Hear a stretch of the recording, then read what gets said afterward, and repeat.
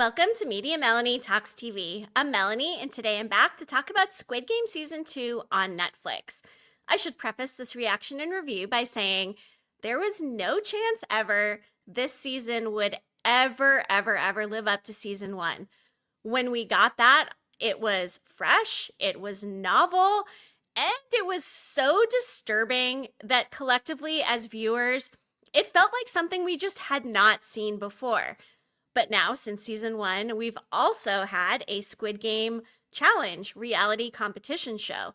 Season 2 felt more like the reality competition show to me than it did the scripted first season. And I think there's a number of reasons for that. First of all, this season felt way too short. It's reminiscent of The Bear season 3, which was written as the final continuation or the final story or chapter of The Bear. However, they wanted to split it into 2 seasons. Similar to that, they did this forced split for Squid Game.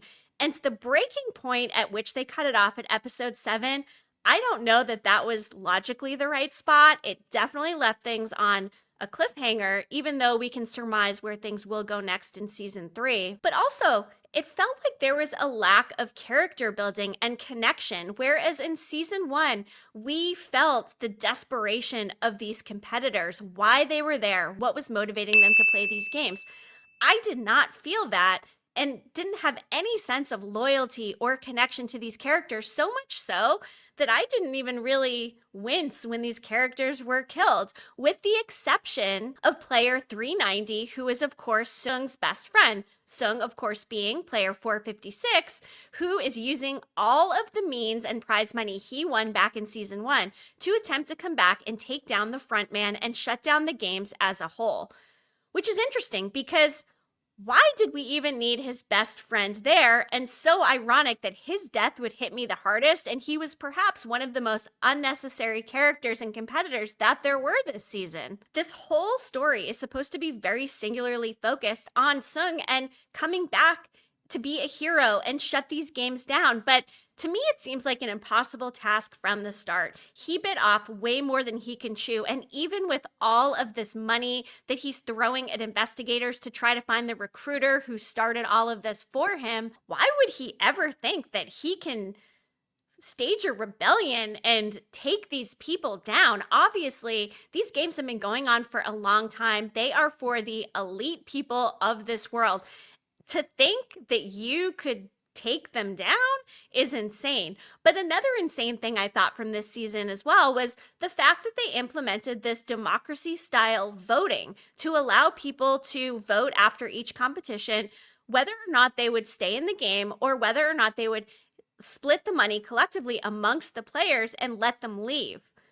Really? Does anybody think that even if the vote had gone for them to take the money and go, they would have let these people off the island knowing what they know? There is a big difference between letting the winner of the game go with all of that money, which most people would walk away, live the rest of their life, have all the money they ever need. You think they're just going to let 100, 200, however many people go home and tell people about these games? No chance. Not only would it mess up the games as a whole, it would also mess up the guards' whole organ harvesting operation, which I felt is unnecessary in general. The only reason I can see them continuing with this storyline is if it's the organ harvesting that does end up getting them caught and shutting down the games in the first place. Why else would they continue focusing so much on this organ harvesting? They even built in the backstory of player 11, who becomes one of the pink guards, and her attempts to foil the organ harvesting. So why build up all this story if that is not going to come into play more?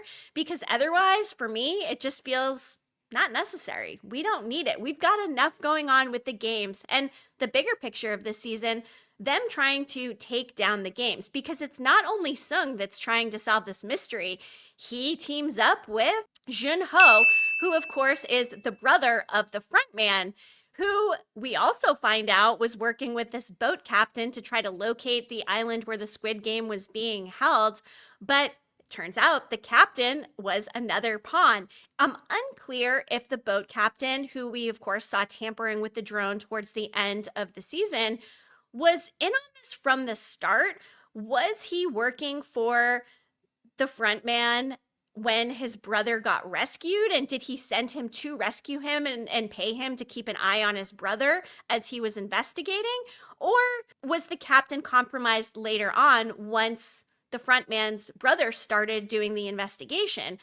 I'm not really sure how that is all going to pan out, but now we know that that boat captain cannot be trusted. He's been sabotaging things the entire time, and there's basically, similar to Sung wanting to take down the Squid Game, there's almost no way that this group of mercenaries is ever going to be able to find the island and take them down. I mean, they are so thorough. They even managed to take that tracker out of player 456's tooth implant before allowing him back in the game.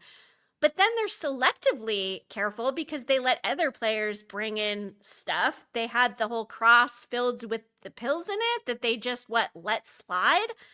I think some of these choices are so strange. And also, for a show called Squid Game, there was very little focus on the games themselves here in the second season. I wanted to see more gameplay and different games. When it started out with red light, green light again, I'm like, okay, here we go again, more red light, green light. Although it does seem like that was used to employ the strategy of getting player 456 to kind of start throwing things and exercising his hero status to this group of people that at first really don't want to hear it at all. And I just still can't get over the disbelief that they even allowed him back in the games in the first place. Were they not thinking he was going to be this giant thorn in the side for not only other players, but for the staff, for the games as a whole? And as we see him starting this rebellion, which again is ridiculous to think they even had a chance to overtake all of these guards, all of the management with limited resources, with limited guns and ammo. These people just don't have the capacity to make good choices. And I think overall, neither does Squid Game in terms of even deciding to do a second and third season. In terms of the games, I do think the Mingle one was probably my favorite, although it did make me a little bit dizzy watching. But I wanted more of that. I mean, a lot of the actual gameplay within this season was the players turning on themselves. Not only did we have the rebellion, but prior to that, there was the restroom scene where they're all just attacking each other, stabbing each other with the forks. It does seem like the game was more focused on the players taking each other out than the actual gameplay from these Korean children's games that the whole premise of the first season was even based on. We did get a little bit of a tease for what we would see in season 3 in that post-credit scene where they unveil what looks like another arena with maybe a railroad theme with the red light, green light girl doll, but another boy doll next to her. And it's been hinted that this will preview one of the most exciting games in season 3. So, I mean, I guess we'll get more games in season 3, but the question is, how are they going to continue where they left off? We saw Sung get taken away, and presumably he's still alive. I don't know why they're keeping him alive, maybe just to suffer, or maybe they are poisoning him to be the next front man eventually. How many times are they going to let the guy back to play the games? How did he not see that player 1 was like the old man in season 1 and the front man? How did these clues not come together? It just goes to show the mindset, the PTSD, all of this trauma and guilt that he very clearly experienced for winning all of this blood money in season 1. And it appears that the surviving players from season 2 are entering to play this new game we saw a preview of for season 3. So what do? Do they just continue with this amount of people? Do they have another area with fresh recruits staged and ready to come in? Did they take a break and bring them back? I mean, I highly doubt that. Like I said, I didn't even think they would let these people out if they all voted democratically to stop playing the game. So it seems like it will pick up right where it left off. But what's up with 456? Seriously, though, are they going to put him back in the games after this whole rebellion? There just seems like there's no way, right? What is the end game here? Is season 3 going to be a short 7 like season 2 was? Because it felt too abrupt of an ending. It felt too short. There was just such a lack of connection all of these players felt the same. I mean, we had the YouTuber, the crypto bro, the influencers.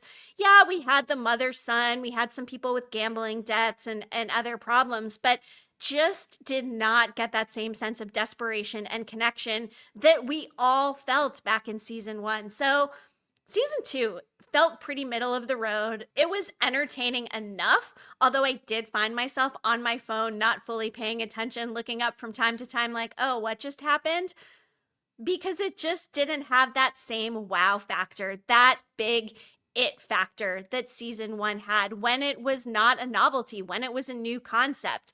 And now that we know what to expect, I don't think any of our expectations were super high, but I don't know. Again, middle of the road for me. It did not wow me. It didn't completely disappoint, but it did leave me questioning, why are we even doing more of this? And if they are ending with season three, are they going to keep up this reality competition situation? Because I don't know. For me, I think the franchise is good enough as it is. Let's get season three done.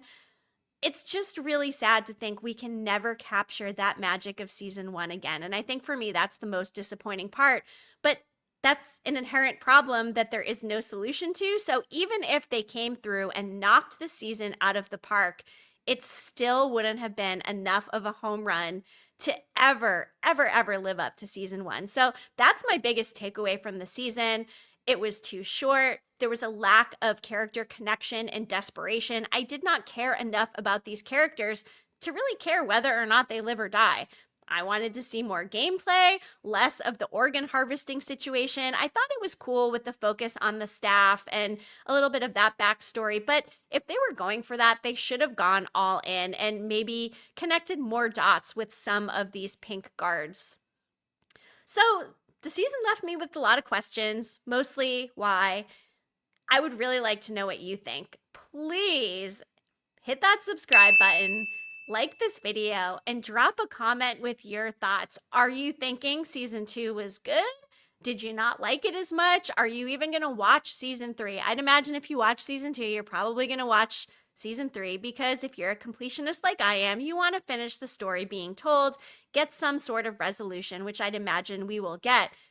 I don't know if that will mean the Squid Games get shut down. They are successful in finding these people and taking them down. It does seem like a big reach for people with that many resources for these long-standing games to ever be taken down. So I am curious to know how it ends, but we will not get any answers on that until season three, which is coming in 2025. So at least we won't have to wait as long as we did for the second season. I really appreciate you tuning in. I'm going to be covering a lot of great television in 2025. So again, be sure you hit that subscribe button so you don't miss out. Media Melanie, clicking off.